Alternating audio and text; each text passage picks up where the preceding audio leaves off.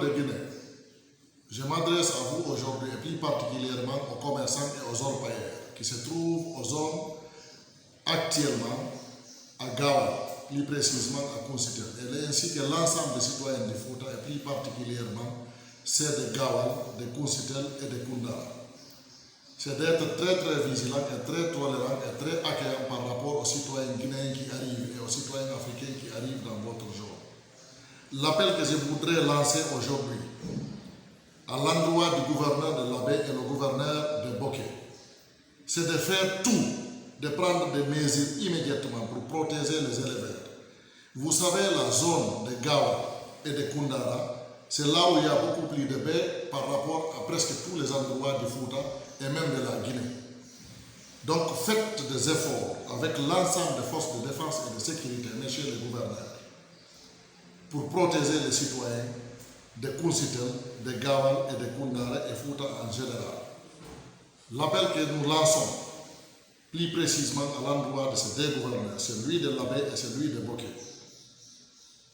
nous vous invitons à prendre des mesures immédiatement avant que les problèmes commencent. Sinon, ce qui arrive dans la zone, vous savez que Kunsitel est très petit et la population qui arrive, les orpailleurs qui arrivent et les citoyens qui arrivent, des Guinéens et des étrangers qui arrivent dans la zone, sont beaucoup plus nombreux que les citoyens de la zone de Kunsitel. Il n'y a même pas où passer la nuit, il n'y a pas de restaurant, il n'y a pas de quoi à manger. Donc prenez des dispositions très sérieuses par rapport à la protection et la sécurité de l'ensemble des citoyens de Kunsitel et de Gawal en général.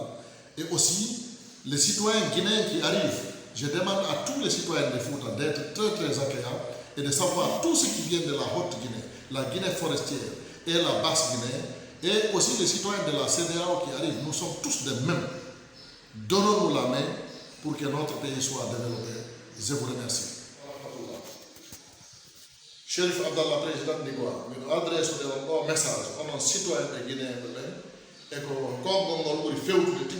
ko citoyen ɓe Gawal ɓe e citoyen ɓe Kunsitel ɓe ɓe Kundara ɓay onon ɗo fof ko nokku gootu ko on kawta gilandema kanne yiya ka leydi mo Kunsitel jamaji no iwde nokkeeli ɗi fof ara tawa on Kunsitel o hiɗon anndi hoɗo on mo janɗama ñaameteji ɗuuɗa ton yer ko woduno ton kon ko yer citoyen ɓe wonɓe ton ɓe jamaji no iwde nokkeeli fof ko ɓeydugol wattangol hakkil moƴƴo kono hara kadi jaɓani wikkade koɗo hay goto jaɓani yennidirde haɓiɗude e koɗo hay goto mi waɗi message mi landike gouverneur région Labé e message mi landike gouverneur région Boké yoɓe wallo ɓe protége on ɓe protége aynoɓe nayi ɗi hara yimɓe ɓe wujjani nayi mon ɗi yimɓe ɓe bonnanani on jawle mon ɗi ɓe ndaaro onon e maɓɓe ko honto nayi mon ɗi gasata wonde hara heɓi woni e sécurité hara goɗɗo wujjanta on mi haalaniɓe ɓe wallito on sécurité o wonata ɓeydo wattande hakke onon kadi hara on jaɓani wikkade goto fi leƴƴi ando wondema citoyen ɓe guinéen ɓe wonɓe yarde ɗon ɓe fof siko hotto guinéen ɓe iwri sigrima kanka siko bas guiné ɓe iwrima gérékore siko citoyen ɓe heddi ɓe ma ko hoɓɓe iwruɓe e pays CEDEAO ɓe anden enen guinéen enen ressortissant Fouta hiɗen heewi tew e ɗi e caɗe ɗo fof e nder lagine hiɗen heewi tew e nder pays ji Afrique ɗin fof donc e wattana hakkille jogoɗen hakkille ɓeyden hakkille men e ɓeyden needi men ɗin hara en wikkaki goɗɗo en haɓidani e goɗɗo ñeñinen sécurité on protégea en ñeñinen organise oɗen fiika meɗen enen kadi yo développe haray miɗo tori o yo wattan hakkille sukaɓe ressortissant ɓe ɗe caɗe ɗo Gawa Kunsitel e Kundara e moyen Guinée en général ɗum ɗo fof hiɗon haani organisade onon kadi wakkilo ɗon heɓon goɗɗum e muɗum si tawi woni no yaltude Allah waɗo heɓon yo Allah waɗo enen lagine fof